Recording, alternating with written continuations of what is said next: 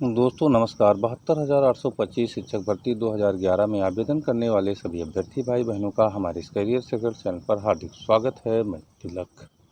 मित्रों, जैसा कि आप जान रहे हैं कि 72,825 शिक्षक भर्ती 2011 से संबंधित मामला इस समय सुप्रीम कोर्ट में चल रहा है और वह भी कंटेम्प्ट रिट के माध्यम से। मित्रों, हम आपको बता दें कि 1100 याचियों में बचे हुए लोगों का मामला कंटेम्प्ट रिट में इस समय प्रोसेस में है, तो वहीं 580 रेस्पोंडेंट जो 24 फरवरी वाले हैं उनका भी जो है मामला कंटेम्प्ट रिट में है। दोनों केस बंच हैं और दोनों पर सरकार को नोटिस कराई जा चुकी है कोर्ट द्वारा। इसी तरह 12,091 के लोग भी इसमें 2 रिटें, बड़ी रिटें कंटेम्प्ट पटिशन के लिए सुप्रीम कोर्ट पहुंच चुकी हैं और उनका डेट लगने वाला है। मित्रों, हम आपको बता दें कि कुल मिलाकर के 2 ग्रुपों द्वारा कंटेम्प्ट रिट वहाँ डाला गया है और दोनों ग्रुपों ने कंटेम्प्ट रिट डाल दिया है। साथ ही साथ हाई कोर्ट में रिव्यू का मामला चल रहा है।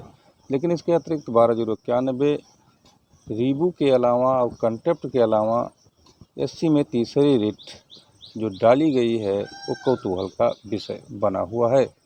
क्या इस रिट को डाल दिया गया है या इसकी तैयारी चल रही है? आखिर में तीसरी रिट में कौन लोग हैं, किसके द्वारा ये डाला जा रहा है, किसके द्वारा दावा किया जा रहा है कि तीसरी रिट हमने डाला है और किस तरह की ये रिट है, सारा डिटेल इस वीडियो में आप जानेंगे। अगर आप नए हैं तो हमारे चैनल को अधिक से अधिक संख्या में सब्सक्राइब कर दीजिए, वीडियो में अंत तक बने रहिए। क्योंकि हम आपको बता दें, बेल आइकन को अगर आप दबा देंगे तो निश्चित ही समस्त नोटिफिकेशन आपको समय समय पर मिलता रहेगा और ऑल पर क्लिक कर दीजिए। साथ ही साथ वीडियो को लाइक, शेयर और कमेंट जरूर कीजिए। मित्रों, हम आपको बता दें कि 12,091 एक ऐसा मैटर है 72,825 शिक्षक भर्ती की सब कैटेगरी का कि जिस पर कहीं न कहीं कई सालों से संघर्ष चल रहा है, लेकिन अभी भी उसका कोई जो है अर्थ नहीं निकला है, ना ही किसी व्यक्ति को या किसी संगठन को या समूह को कोई सफलता प्राप्त हो पाई है। मित्रों, हम आपको बता दें कि अगर रिव्यू पटिशन की बात किया जाए तो हाई कोर्ट में आरती मिश्रा के नाम रिव्यू पटिशन पड़ा हुआ था और उसमें डिफेक्ट भी आ गया था। हालांकि मुख्य याचिकाकर्ता द्वारा ये कहा जा रहा है कि डिफेक्ट दूर कर लिया गया है, लेकिन उसकी डेट अभी नहीं आई है। वहीं हम आपको बता दें कि राम प्रसाद विश्वकर्मा ग्रुप ने रिव्यू पटिशन नहीं डाला है। साथ ही साथ मनोज मौर्य दावा कर रहे हैं कि हम रिव्यू पटिशन में सभी लोगों को संरक्षित कर चुके हैं। अब हम आपको आगे बताएंगे कि रिव्यू पटिशन की जो स्थिति है वो तो यह है, लेकिन आखिर में सुप्रीम कोर्ट में क्या स्थिति है। रिव्यू पटिशन का कोई डेट मित्रों अभी नहीं आया है। डेट लगने की उम्मीदें चल रही हैं और रिव्यू पटिशन चाहे जिसका हो, अगर उसमें कोई भी निर्णय आता है तो फ़र्क सब पर पड़ेगा और उससे सभी लोग आच्छादित होंगे। उसमें कोई चिंता का विषय नहीं है, कोई रिव्यू पटिशन डाले या न डाले। अंत में हम आपको यह भी बताना चाहते हैं कि कुल मिलाकर के सुप्रीम कोर्ट की स्थिति क्या है और सुप्रीम कोर्ट में जो तीसरी रिट डालने की बात की जा रही है, तीसरी रिट जो है पढ़ने की बात की जा रही है और जिसके द्वारा की जा रही है वो कौतूहल का विषय बना हुआ है। मित्रों, हम आपको बता दें कि सबसे पहले राम प्रसाद मौर्य ने हरिओम जादवन के नाम से कंटेम्प्ट रिट सुप्रीम कोर्ट में डाला था और उनका ये कहना था कि 1100 याचियों को अगर लाभ और रेस्पोंडेंटों को 580 को मिलता है तो निसंदेह हमें भी मिलेगा। इसी रास्ते पर चलते हुए मनोज मौर्य ने भी कंटेम्प्ट रिट डाला और लगभग 1400 लोगों के आसपास राहुल सिंह की अगुवाई में इन्होंने कंटेम्प्ट रिट डाल दिया है। कंटेम्प्ट रिट डालने के बाद मित्रों हम आपको बता देंगे कुल मिलाकर के दोनों रिटें पड़ गई हैं, लेकिन अभी तक उसकी डेट नहीं आई है और अगले सप्ताहों में उसकी डेट लगने की उम्मीदें बढ़ गई हैं।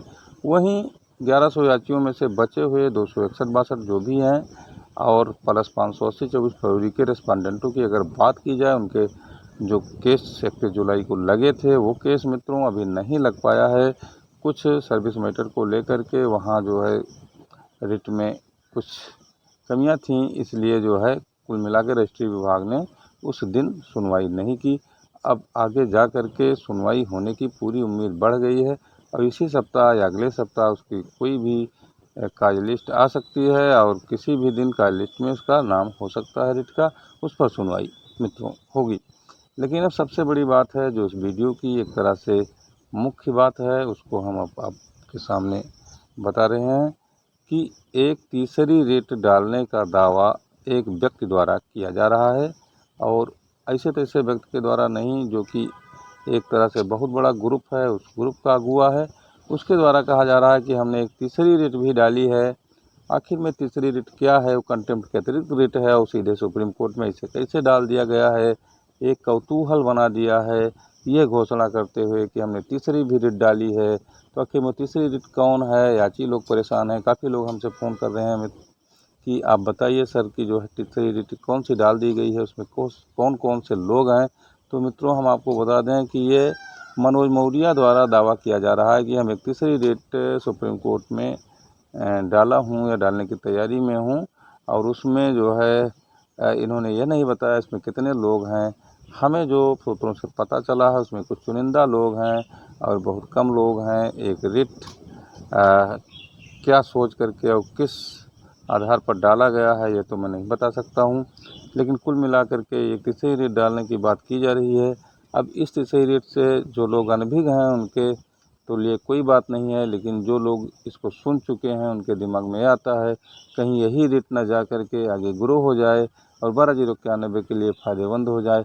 तो मित्रों, जो है वो चाहते हैं लोग कि कम से कम इस रेट के बारे में पता चले, तो उससे भी अगर कायदे की रेट हो तो जुड़ा जाए। लेकिन चिंता करने की कोई बात नहीं, अगर कोई भी रेट डाली जाएगी तो मित्रों इतना जल्दी से फैसला नहीं हो जाएगा। अगर वो रेट ग्रो होगी तो निस्संदेह जो है आप लोग भी उसमें शामिल हो सकते हैं, समय रहेगा। और ऐसा कहा जा रहा है, इनके द्वारा दावा किया जा रहा है, सच्चाई क्या है अब तो ये देखने वाली बात होगी। लेकिन कुल मिलाकर 80 में तीसरी रेट कौतूहल बन चुका है, और क्या है उस पर नज़रिया, चूँकि कंटेम्प्ट डाला जा सकता था, खारिज हो या न हो, लेकिन रिव्यू पटिशन तो उधर पड़ा हुआ है हाई कोर्ट में, उसके पहले ही सुप्रीम कोर्ट में कैसे रेट डाली जा सकती है, किस आधार पर, उसका विधिक आधार क्या बना है, यह सब जानने के लिए कुल मिलाकर के इस अगुवाकार को घोषणा करना चाहिए कि हमने इस आधार पर डाला है। हमेशा याचियों से सारी चीज़ें बचाई जाती हैं, सारी जो है विश्वसनीयता नहीं रखी जा रही है, गोपनीयता रखी जा रही है, इसीलिए हम सफल नहीं हो रहे हैं। आखिर में जब अपनों से कोई चीज़ छुपाई जाती है मित्रों, अपनों के खिलाफ, तो निस्संदेह एक साजिश बनती है, और अभी भी साजिश की बू आ रही है इन लोगों द्वारा। और ये जो है ऐंठे रस्सी कभी भी खुल नहीं रहे हैं, ये अपने जो है कुल मिलाकर उसी रो में चलते हैं जिस रो में चलते थे। अब इनके लोगों के लिए क्या कहा जाए, आप लोग जान रहे हैं, बार बार हमने अपने चैनल पर इनकी व्याख्या कर चुके हैं। बहुत कुछ इन लोगों का कहना नहीं है, लेकिन याचियों के लिए क्या कर रहे हैं आप लोगों के सामने है मित्रों। धन्यवाद, फिर अगले एपिसोड में।